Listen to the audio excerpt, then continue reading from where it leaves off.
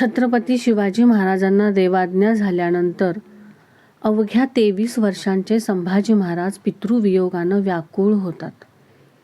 छत्रपती शिवाजी महाराजांनी केलेला साम्राज्य विस्तार सांभाळणं, स्वराज्याचा घास घेण्यासाठी वेशीवर आलेले मुघल आणि महाराजांच्या मृत्यूनंतर झालेले अंतर्गत बंड, अशा यादवी मनोअवस्थेत असलेले संभाजी महाराज जेव्हा प्रथमच रायगडावर येतात, तेव्हा ते थेट महाराजांच्या समाधीकडे धाव घेतात.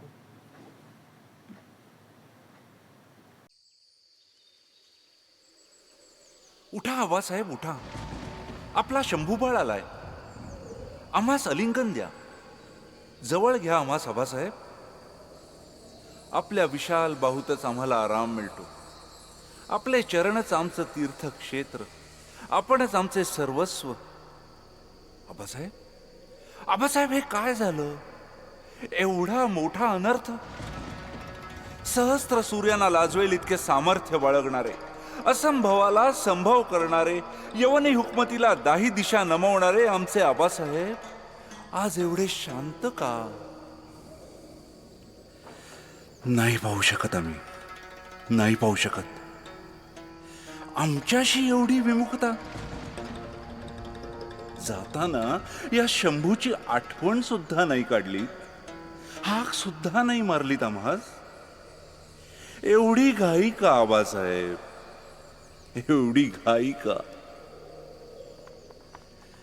गवताच्या पात्यापासून दिल्लीच्या तख्ताला भेदणाऱ्या आपल्या तीक्ष्ण नजरेला शंभूचं हे धडधडतं काळीच का नाही दिसलं आबासाहेब? का नाही दिसलं? आम्हाला तर फक्त आपण शंभू बाळ म्हणून जवळ बोलवण्याची आस होती हो आबासाहेब, एवढीच आस होती हो. आबासाहेब, आबासाहेब, राज्याभिषेकाची लालसा आम्हास कदापि नव्हती. आम्हाला युवराज पदापासून लांब ठेवलं गेलं. सुभेदारी काढून घेण्यात आली. आम्ही काहीही बोललो नाही. एवढंच काय, घाणेरड्या राजकारणाने डाव साधला. आमच्या चारित्र्यावर आरोप ठेवून आम्हास रायगडापासून दूर ठेवण्यात आलं. आम्ही सर्व काही विना तक्रार स्वीकारलं. पण आज कोणी आमचं काळीजच काढून घेतलं तर कसं सहन करावं आम्ही? सांगा आबासाहेब, कसं सहन करावं? आबासाहेब, आबासाहेब, हा शंभूच का, की ज्याला आपल्या पित्याच्या चितेतून निघालेला धूर सुद्धा पाहणं नशिबी नव्हतं? हा शंभूच का?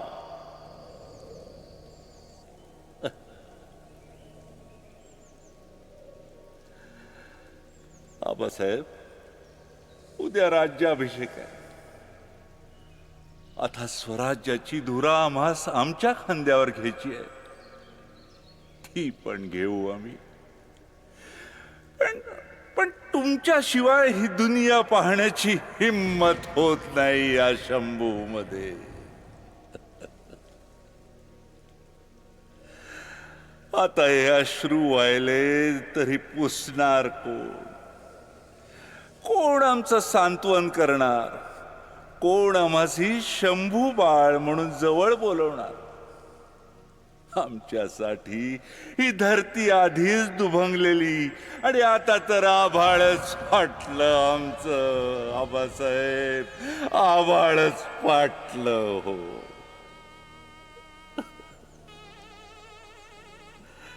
तुम्ही आम्हाला पोरकं केलं, पोरकं केलं आबासाहेब. ज्याच्या मस्तकावरून पितृछत्र हरवलं असेल, तो राजमान राजर्षी होऊन सुद्धा अनाथ असतो, अनाथ असतो हो. आबासाहेब, आबासाहेब, आम्हाला पुन्हा तुम्ही म्यानातून उपसलेल्या भवानी तलवारीचा आवाज ऐकायचा आहे. कवड्यांच्या माळेवर हात ठेवून तुम्ही म्हटलेलं जगदंब ऐकायचंय. आपल्या केवळ दर्शनाने 12 मावळात घुमणारा हर हर महादेवचा जयघोष ऐकायचाय.